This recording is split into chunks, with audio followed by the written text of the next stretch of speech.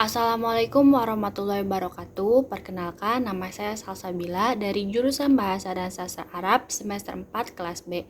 Saya dari kelompok 5 bersama teman saya yaitu Nida Nisa Uziada dan Fatia Naurah Khodifah. Kami akan menjelaskan tentang fonem dan alofon. Yang pertama ada pengertian fonem. Fonem adalah unit terkecil bunyi yang mampu membedakan makna dalam sebuah kata. Contohnya dalam huruf ba dan mim. Dalam contoh kata Bali dan Mali merupakan dua unit bunyi yang tidak dapat dibagi lagi dan mampu menjadi pembeda terhadap kedua kata tersebut. Dalam tulisan fonem ini ditulis di antara dua garis miring. Terus kemudian ada pengujian atau percobaan fonem sebuah bunyi. Melalui percobaan penggantian sebuah bunyi atau pengujian terhadap dua buah bunyi dalam sebuah kata melalui dua langkah. Yang pertama adalah mencari dua kata yang komponen bunyinya sama atau serupa kecuali bunyi yang ingin diuji.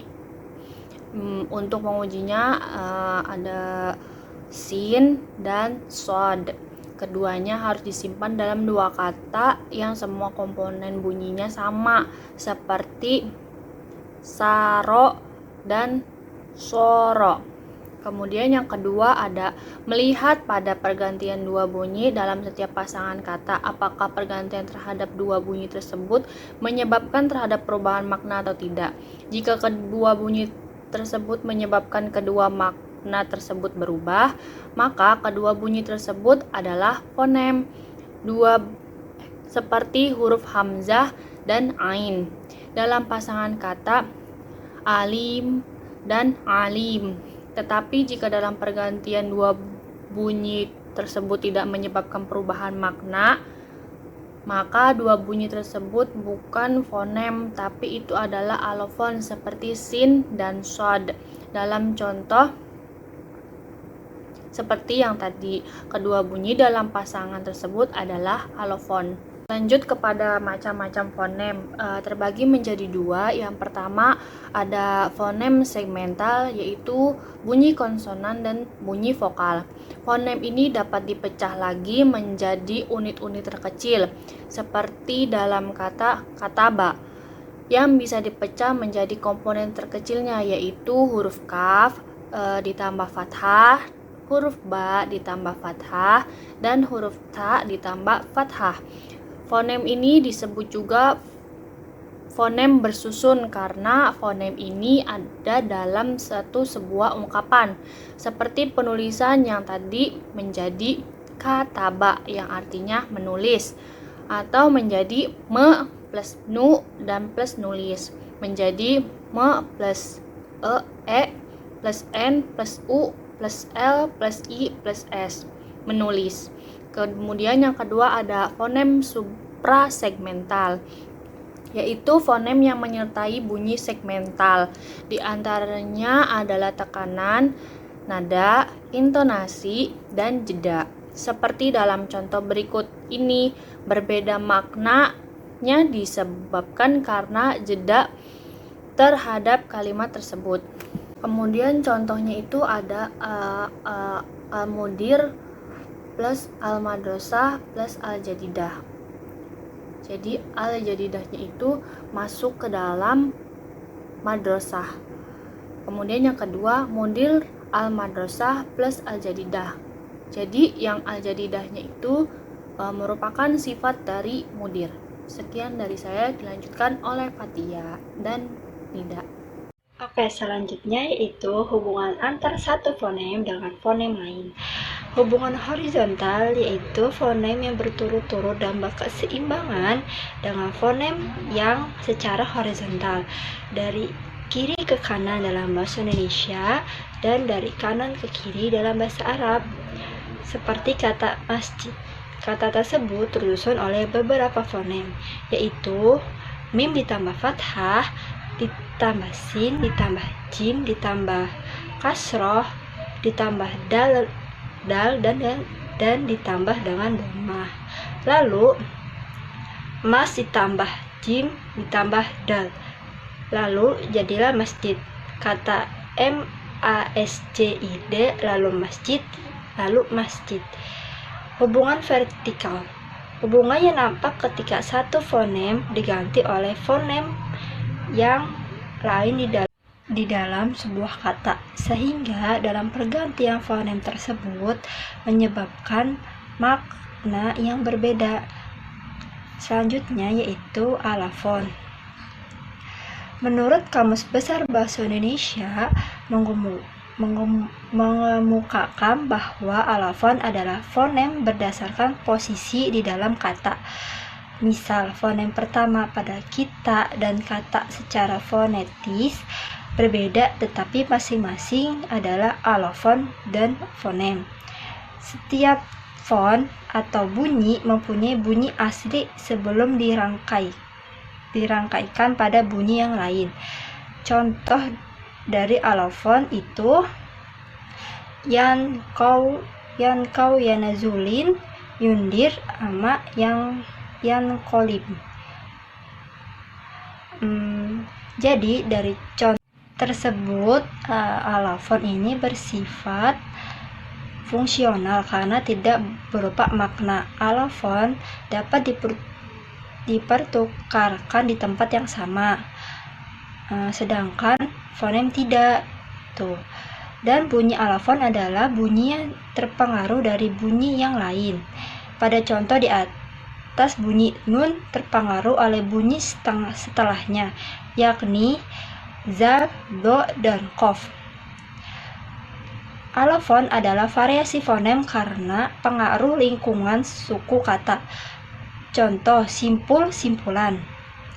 Fonem U pada kata simpul berada pada lingkungan suku tertutup, dan fonem U pada kata simpulan berada pada lingkungan suku terbuka. Jadi, fonem U mempunyai dua alofon, yaitu U dan U. Simpulan berada pada lingkungan suku terbuka. Jadi, fonem U mempunyai dua alofon, yaitu U dan U. Alofon yaitu gambaran yang tampak jelas dari sebuah fonem. Jika fonem ditulis di antara dua garis miring, maka alofon ditulis di dalam dua buka kurung. Kita ambil contoh fonem nun yang menjadi contoh dalam beberapa alofon seperti berikut ini.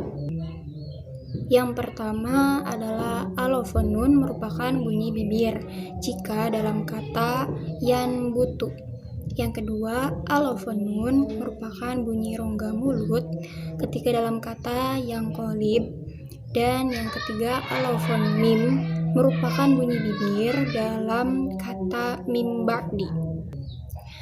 Nah, sekarang perhatikanlah ketiga konteks kata yang tadi, bahwa fonem nun merupakan bunyi gusi dan gigi dan menjadi bunyi bibir ketika dilafalkan dalam konteks kata yan butu, dan menjadi bunyi rongga mulut ketika dilafalkan dalam konteks kata yang kolib, dan berpindah menjadi mim bunyi bibir ketika dalam konteks kata mim ba'di.